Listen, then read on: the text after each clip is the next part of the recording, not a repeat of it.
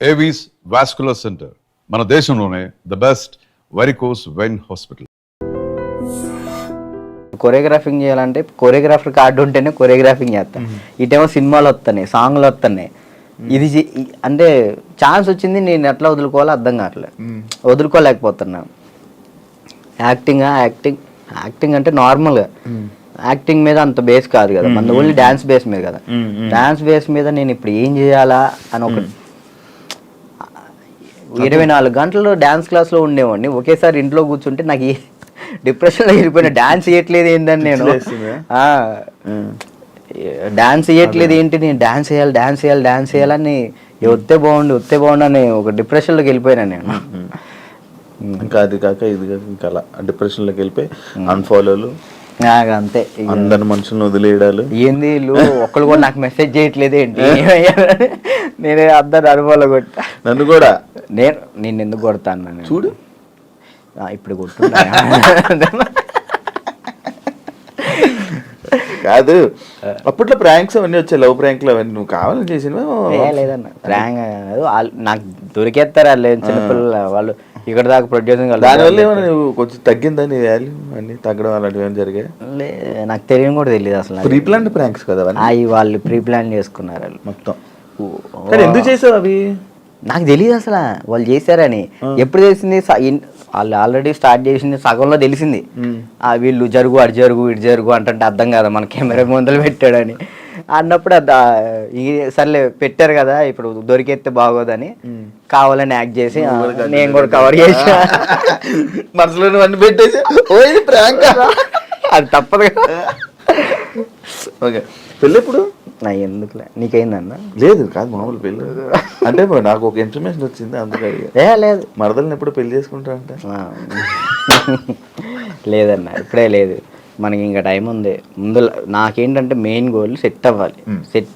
మనం సెట్ కాకుండా ఒక అమ్మాయి మన ఇంటికి తీసుకొచ్చి మనకున్న ప్రాబ్లమ్స్ కూడా ఆమె పెట్టేదానికంటే మనం సెట్ అయ్యి అమ్మాయిని తెచ్చుకోవడం కరెక్ట్ కదా అని. మరదల పెళ్లి రైట్ అని నిజమేనా? లేదన్న, అలాంటిది ఏం లేదు. మా మమ్మీ ఇప్పుడు ఫ్యామిలీ వాళ్ళు ఇప్పుడు ఎలాగని మమ్మీ వాళ్ళు అనుకుంటారు కదా, ఏమికి ఇచ్చి చేద్దాం, ఆమెకి ఇచ్చి చేద్దాం అని. అట్లా మా మరదలకి ఇచ్చి చేద్దామని మా మమ్మీ అనుకుంటుంది, అందరికీ చెప్పుకుంటుంది. అది లవ్ మ్యారేజ్ కాదన్న, అరేంజ్ చేసుకుంటా. ఎందుకు? లవ్ కమ్ అరేంజ్ చేసుకుంటా. బానే ఎవరున్నారు? లేదు, ఇంకా చూసుకుంటున్నారు. నేను మెసేజ్ చేయమందామా? వద్దులే, ముందు సెట్ అవ్వాలి, ఆ తర్వాత సెట్.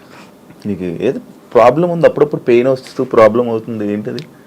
నీకేమని చెప్తారన్న, అది ఎట్లా వచ్చిందని నాకు కూడా తెలియదు అన్న. చిన్నప్పటి నుంచి లేదు అది. లాక్డౌన్లో మనకి సడన్గా పెయిన్ వచ్చింది, కిమ్స్ హాస్పిటల్ తీసుకెళ్ళారు. 3 రోజులు ఉంచారు. 3 రోజులు ఎందుకు ఉంచారో తెలియలే. అప్పుడు చెప్పారనమాట, హార్ట్ బీట్ చాలా స్లో కొట్టుకుంటుంది, ఏమైందో తెలియట్లేదు, చిన్నప్పటి నుంచి వస్తే ప్రాబ్లం లేదు, బట్ ఇప్పుడు వస్తే చిన్నప్పటి నుంచి ఉంటుందంట స్లో బీట్, తక్కువ కొట్టుకునేది అందరికి ఉంటుందంట, కొంతమందికి ఉంటుందంట. అది చిన్నప్పటి నుంచి ఉంటే ప్రాబ్లం లేదు, ఇప్పుడు వస్తే ప్రాబ్లం ఉంటుంది అని చెప్పేసి అన్న. కొన్ని టాబ్లెట్లు ఇచ్చారు, అవి వాడాం, అప్పుడు రాలే. 1 year తర్వాత ఇప్పుడు ప్రెషర్ తీసుకుంటే అప్పుడు పెయిన్ వస్తుంది. రెస్ట్ తీసుకుంటావా? వెళ్ళి సైడ్కి వెళ్ళి రెస్ట్ తీసుకుంటావా? పడిపోతాను అక్కడ. ఆటోమేటిక్గా వాటర్ తాగితే సెట్ అవుతుంది. అప్పుడు కొంచెం వాటర్ తాగితే అప్పుడు సెట్ అవుతున్నా. సడన్గా పెయిన్ రావటం ఇప్పుడే మెంటల్ ప్రెషర్ తీసుకున్నప్పుడే.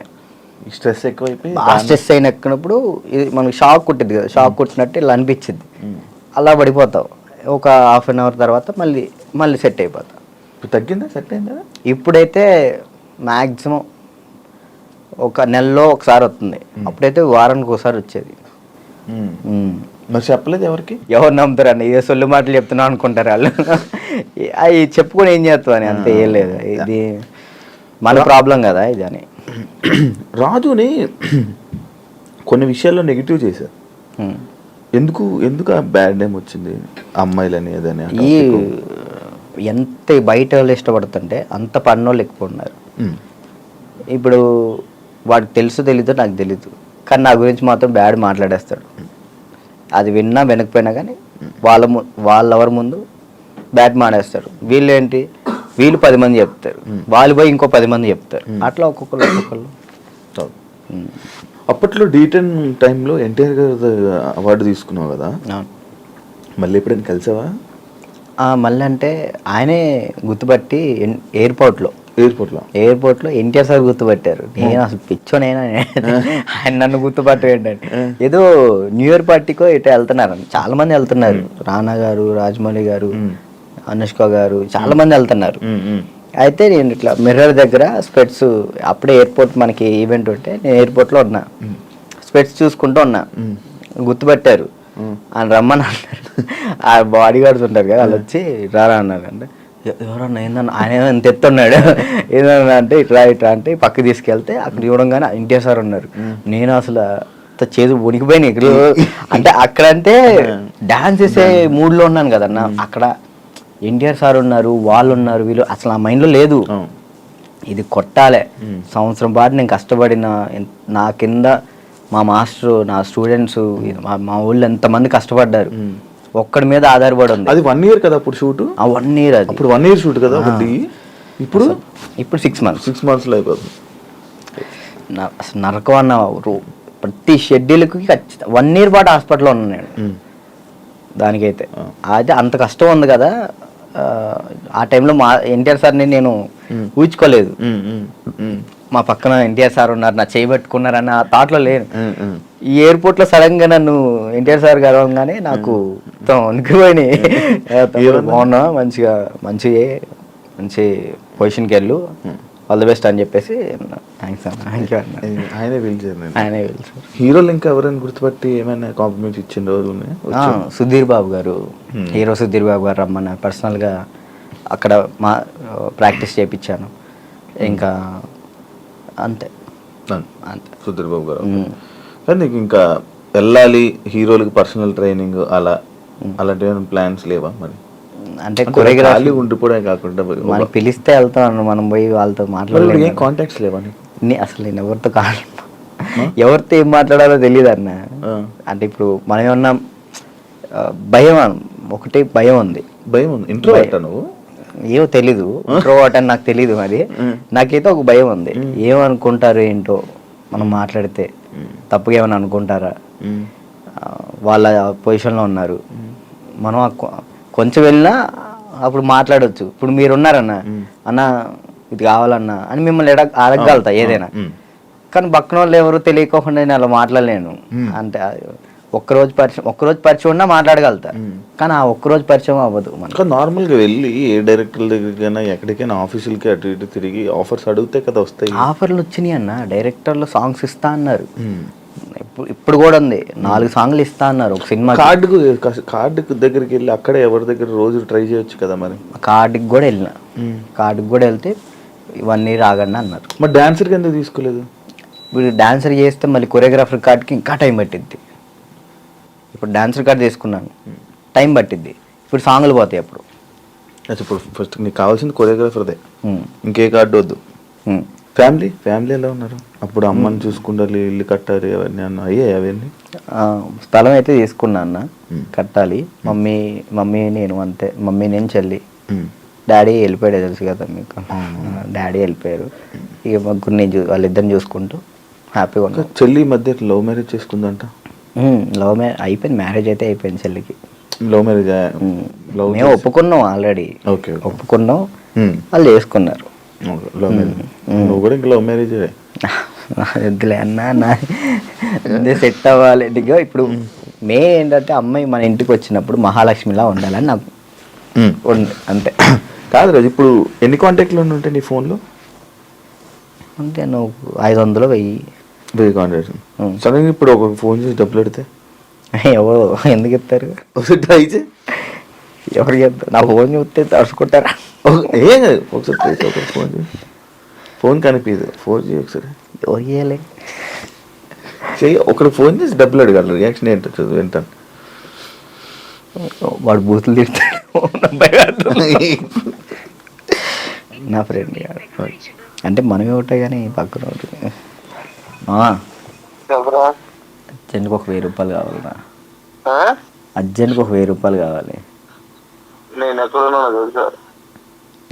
డబ్బులు అడిగితే ఎక్కడ ఉన్నా అడుగుతుంది. నేను ఆపరేషన్ హాస్పిటల్లో ఉన్నాను. అయ్యో అవునారా? హాస్పిటల్లో ఉన్నావా? సరే సరే సరేరా బాయ్.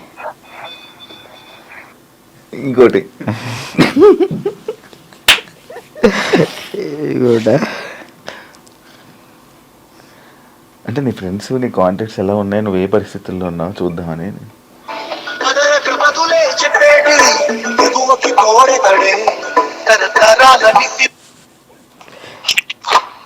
బా ఒక 1000 రూపాయలు కావాలరా. ఓకే బావా, ఓకేరా.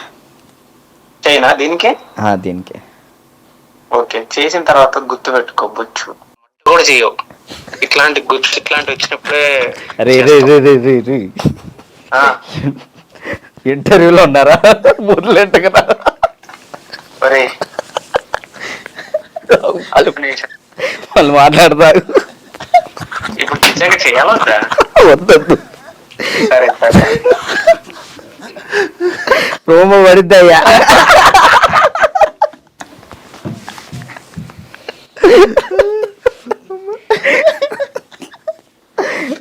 అబ్బా ఈడప్పటికి మాట్లాడాలనుకున్నా మాట్లాడు. ఇప్పుడు అకౌంట్లో ఇప్పటికిప్పుడు నీకు ఎంత ఉంది?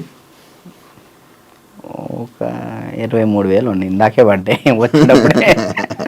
23,000. రాదు. మంత్లీ ఎలా గడుపుతున్నావు రాజు? ఒక మంత్ ఈవెంట్ వచ్చినప్పుడు ఆ ఈవెంట్ చేస్తున్నా, మమ్మీకి ఒక 10,000 ఇస్తా, నేను 10,000 యూస్ చేస్తాను. ఎన్ని ఈవెంట్లు చేస్తున్నావు మంత్లీ? ఒక 5 చేస్తాను. ఈవెంట్స్ బాగా వస్తున్నాయా? 5 వస్తాయి ఈవెంట్. ఒక ఈవెంట్ పే 50,000 తీసుకుంటా. 50,000 ఈవెంట్లు ప్రజెంట్ ఈవెంట్ మీద నడుస్తుంది అంతే. అది కూడా డీఫేమే అంతే. డీ రీసెంట్ ఇది ఐకాన్ వల్ల. మరి ఏం ప్లాన్ చేస్తున్నావు ఇప్పుడు ఫ్యూచర్లో? ముందు ఇల్లు కడదాం చూస్తున్నాను అంతే. ఏం ప్లాన్ అంటే అంత పెద్ద ఏం లేదు. కెరియర్ పరంగా కెరియర్ అంటే ఇది మెంటల్ టెన్షన్ ఉంటే ఇది కెరియర్ మీద పెట్టుకోలేకపోతున్నాను. ముందు ఇది క్లియర్ చేసేసుకుంటే మొత్తం కెరియర్ మీద పెట్టుకోవచ్చు అని కార్డు కోసం వెయిటింగ్ అన్న. కార్డు వస్తే నా లైఫ్ మళ్ళీ D10 రాజు అని ఈజ్ బ్యాక్ అన్న. అది D10 రాజు ఇంకా ఉండిపోయింది, ట్యాగ్ పోదా? ఎంత ట్రై చేసినా పోవట్లే. నా ఛానల్ పేరు కూడా మార్చిన, రాజు రాయల్స్ అని పెట్టా కానీ అది కూడా రావట్లే, D10 రాజు అవుతుంది. ఎందుకంటే D10 రాజు ఉండిపోయింది అది అసలు పోదా?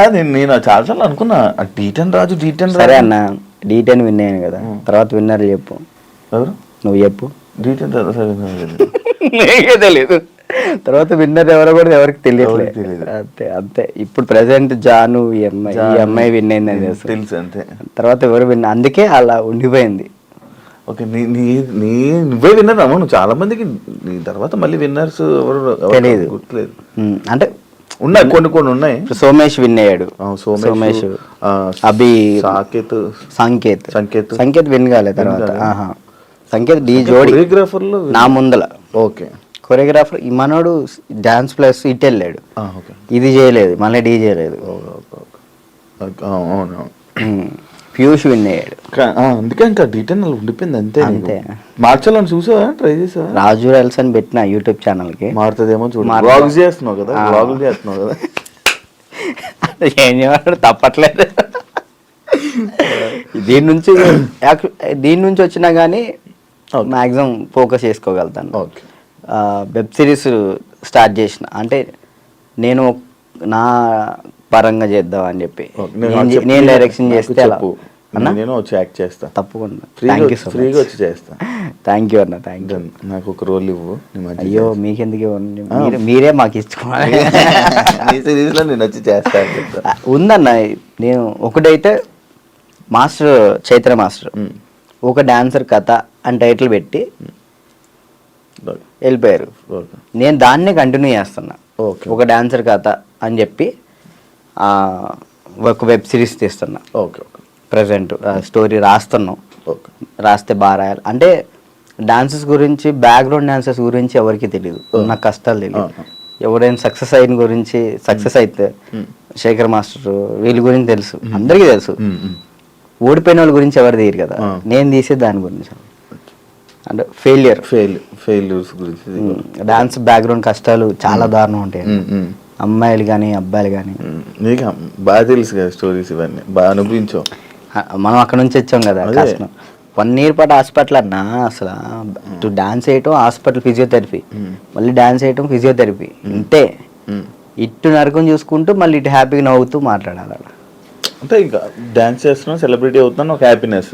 సెలబ్రిటీ అనే ఫీల్ లేదు, అందరూ గుర్తుపడుతున్నారని ఒక హ్యాపీనెస్, అదొక హ్యాపీనెస్. ఇటువైపు ఏమో హాస్పిటల్లో దెబ్బలు అంటే అది అలవాటు అయిపోయింది. ఇంకా డాన్స్ క్లాసు, డాన్స్ చేయటం, ఇంక మాకు ఇదే ఫ్యూచరు, మాకు ఇది చేస్తే చాలు అనే ఒక ఫీల్లో ఉండిపోయాను నేను. నాకు నెక్స్ట్ ఫ్యూచర్ ఇంకోటి ఉందని ఆలోచనలో లేను నేను. అదే. థ్యాంక్ యూ రాజు, ఇంటర్వ్యూ ఇచ్చినందుకు. And all the best. నీ కెరీర్లో మంచి సెటిల్ అవ్వాలని, థ్యాంక్ యూ. ఇంకా మంచి మంచి స్థాయికి వెళ్ళాలని వెయిట్ చేస్తున్నాను నేను. మరి ఎప్పుడురా ఏదో ఒకటి చెయ్యాలి, బిజీగా ఉండాలి, ఏదో ఒకటి సాధించాలని నేను ఎప్పుడు ఎదురు చూస్తా. మంచి కోరుకునే వ్యక్తుల్లో నేను ఒకడిని.